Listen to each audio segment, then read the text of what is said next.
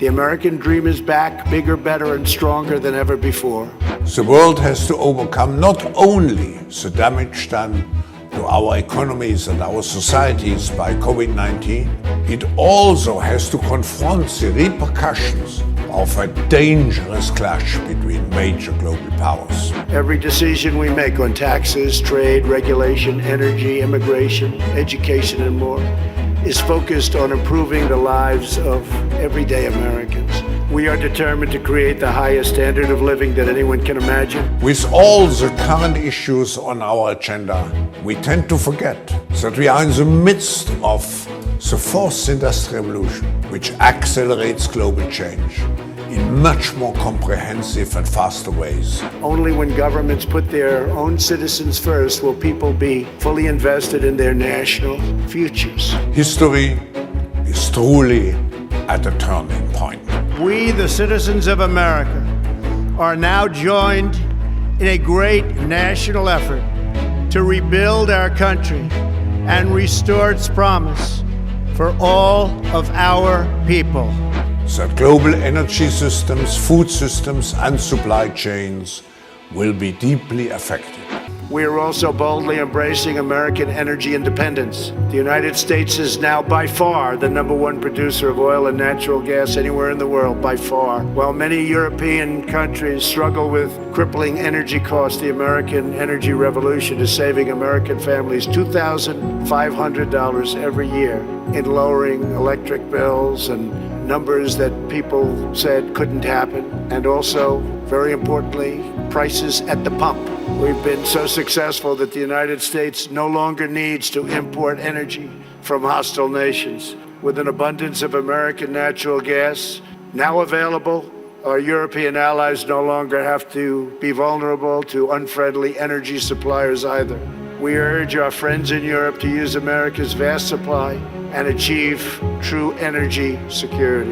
With U.S. companies and researchers leading the way, we are on the threshold of virtually unlimited reserves of energy, including from traditional fuels, LNG, clean coal, next-generation nuclear power, and gas hydrate technologies. In times of crisis, the role of governments is more important and more relevant than ever. What is also needed is a summit like this one to go beyond crisis management and to look into constructive ways we can build our common future. Promoted massive outsourcing, drove down wages and shuttered plants and factories by the thousands. The plants would leave our country, make the product, sell it into our country. We ended up with no jobs and no taxes, but buy other countries' product. That doesn't happen anymore. This is the wreckage that I was elected to clean up. It's probably the reason I ran for president more than any other thing, because I couldn't understand why we were losing all of these jobs to other countries at such a rapid rate. And it got worse and worse, and I think it's probably the primary reason that I ran, but there are other reasons also. And to replace with a new system that puts workers before the special interests, and the special interests will do just fine, but the workers come first. Our brand new USMCA is the result of the broadest coalition ever assembled for a trade agreement. Manufacturing, agriculture, and labor all strongly endorsed the deal. And as you know, it just passed in Congress overwhelmingly. It shows how to solve the 21st century challenge we all face, protecting intellectual property, expanding digital trade, reshoring lost jobs, and ensuring rising wages and living standards. The United States has also concluded a great new trade deal with Japan, approximately $40 billion, and completely renegotiated our deal with South Korea.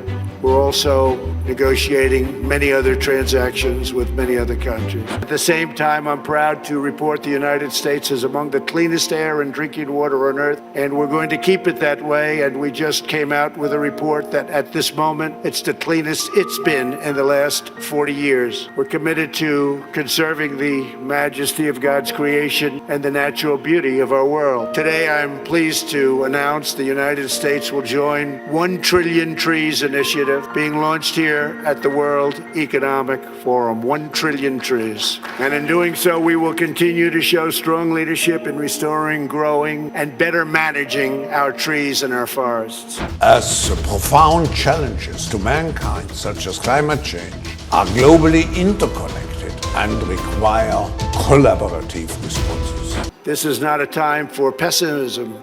This is a time for optimism.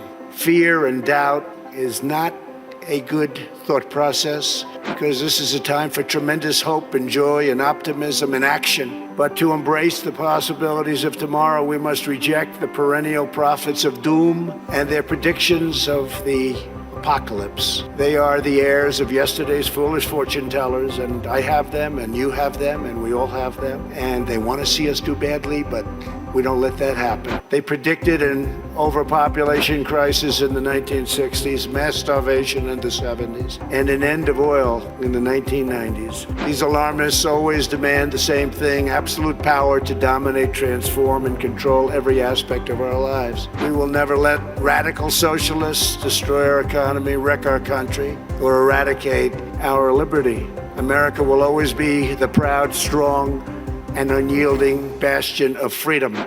For too long, a small group in our nation's capital has reaped the rewards of government, while the people have borne the cost.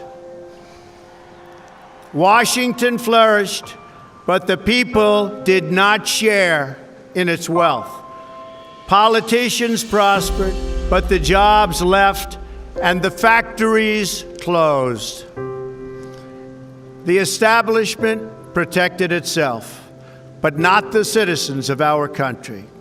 Their victories have not been your victories. Their triumphs have not been your triumphs. And while they celebrated in our nation's capital, there was little to celebrate for struggling families all across our land.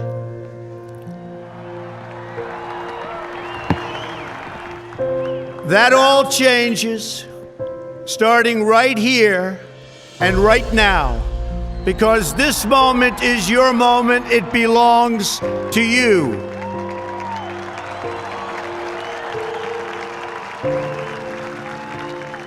The forgotten men and women of our country will be forgotten no longer.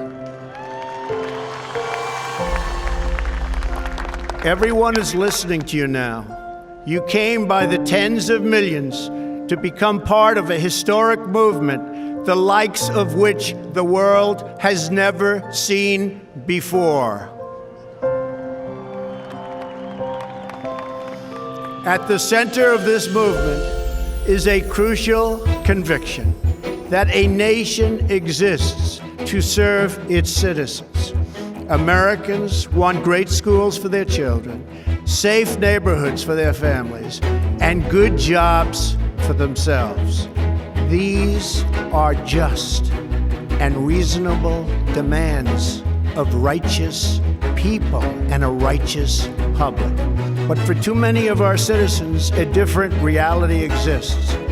Mothers and children trapped in poverty in our inner cities, rusted out factories scattered like tombstones across the landscape of our nation, an education system flush with cash, but which leaves our young and beautiful students deprived of all knowledge. And the crime, and the gangs, and the drugs that have stolen too many lives and robbed our country of so much unrealized potential. This American carnage stops right here and stops right now.